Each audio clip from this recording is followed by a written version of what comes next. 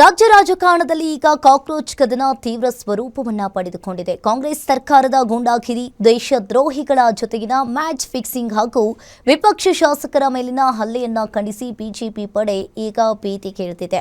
ವಿಧಾನಸೌಧದ ಗಾಂಧಿ ಪ್ರತಿಮೆ ಎದುರು ಬೃಹತ್ ಪ್ರತಿಭಟನೆ ನಡೆಸಿದ ಕಮಲ ನಾಯಕರು ಸರ್ಕಾರದ ವಿರುದ್ಧ ಸಮರವನ್ನ ಸಾರಿದ್ದಾರೆ.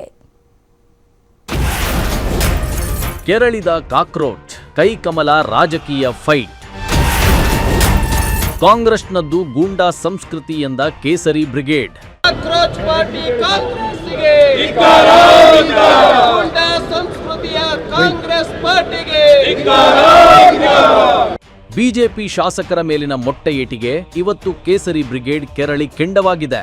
ವಿಧಾನಸೌಧದ ಅಂಗಳದಲ್ಲಿ ರಣಕಹಳೆ ಮೊಳಗಿಸಿದ ಬಿಜೆಪಿ ಪುಡಿ ರೌಡಿ ಕಾಂಗ್ರೆಸ್ ಅಂತ ಬರೆದ ಪ್ಲೆಕಾರ್ಡ್ಗಳನ್ನ ಹಿಡಿದು ಆಕ್ರೋಶ ವ್ಯಕ್ತಪಡಿಸಿದ್ದಾರೆ. ರಾಜ್ಯಾಧ್ಯಕ್ಷ ಬಿವೈ ವಿಜಯೇಂದ್ರ, ವಿಪಕ್ಷ ನಾಯಕ ಆರ್ ಅಶೋಕ್, ಸಿಟಿ ರವಿ, ಜನಾರ್ದನ್ ರೆಡ್ಡಿ ಸೇರಿದಂತೆ ಇಡೀ ಬಿಜೆಪಿ ಪ್ರಮುಖರ ಪಡೆ ಕಾಂಗ್ರೆಸ್ ಗೂಂಡಾಗಿರಿ ಸಂಸ್ಕೃತಿ ಎಂದು ಹರಿಹಾಯ್ದಿದ್ದಾರೆ.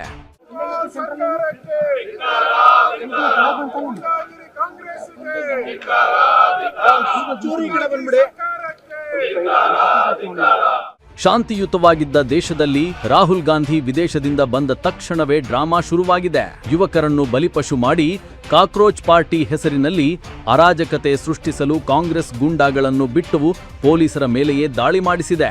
ರಾಹುಲ್, ಪ್ರಿಯಾಂಕಾ ತಮ್ಮ ನಾಯಕತ್ವದ ಕದನಕ್ಕೆ ಯುವಕರ ಭವಿಷ್ಯದ ಜೊತೆ ಚೆಲ್ಲಾಟವಾಡುತ್ತಿದ್ದಾರೆ ಅಂತ ವಿಜಯೇಂದ್ರ ಗುಡುಗಿದ್ದಾರೆ.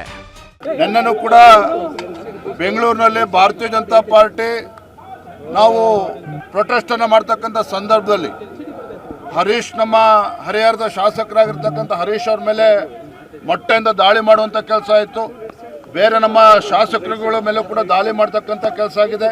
ಏನು ಗುಂಡಾ ಸರ್ಕಾರ ಇದೆ ಕಾಂಗ್ರೆಸ್ ರಾಜ್ಯದಲ್ಲಿ, ಗುಂಡಾ ಸರ್ಕಾರ ಇದೆ ಅಂತೇಳಿ ಕಾಂಗ್ರೆಸ್ ಪುಡಾರಿಗಳು ಒಪ್ಕೊಂಡಿದ್ದಾರೆ. ಇವತ್ತು ಶಾಸಕರ ಮೇಲೆ ಇವತ್ತು ದಾಳಿ ಮಾಡ್ತಕ್ಕಂಥ ಕೆಲಸ ಮಾಡ್ತೀರಿ ಅಂತ ಹೇಳಿದ್ರೆ ಈ ನಾಳೆ ಕಾಂಗ್ರೆಸ್ ಸರ್ಕಾರ ಪ್ರಜಾಪ್ರಭುತ್ವದ ಬಗ್ಗೆ ಏನಾದ್ರು ಕಳಕಳಿ ಇದೆ ಅವ್ರಿಗಾಗಾದ್ರೆ ಇವತ್ತು ನಮ್ಮ ಮೇಲೆ ಆರೋಪನ ಮಾಡ್ತಾರೆ.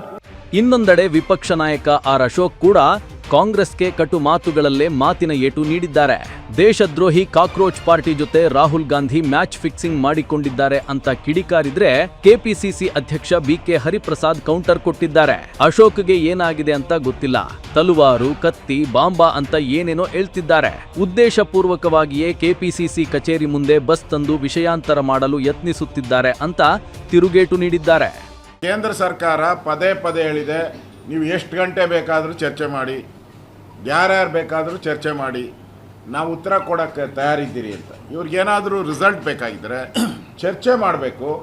ಆಮೇಲೆ ಏನಾದರೂ ಇವರಿಗೆ ರಿಸಲ್ಟ್ ಸಿಕ್ಕಿಲ್ಲ ಅಂದರೆ ಆಮೇಲೆ ಧರಣಿ ಮಾಡೋದು, ಇದೆಲ್ಲ ಪ್ರಜಾಪ್ರಭುತ್ವದಲ್ಲಿ ಮಾಡೋದು. ಅದನ್ನು ಬಿಟ್ಬಿಟ್ಟು ಅಲ್ಲಿ ಕಾಕ್ರೋಚ್ ಪಾರ್ಟಿ ಅವರೂ ಸಂಧಾನಕ್ಕೆ ಬರಲ್ಲ, ಇವರು ಪಾರ್ಲಿಮೆಂಟ್ ಒಳಕ್ಕೆ ಹೋಗಲ್ಲ ಅಂದರೆ ಮ್ಯಾಚ್ ಫಿಕ್ಸಿಂಗ್ ಇವರು ಇಬ್ಬರದು.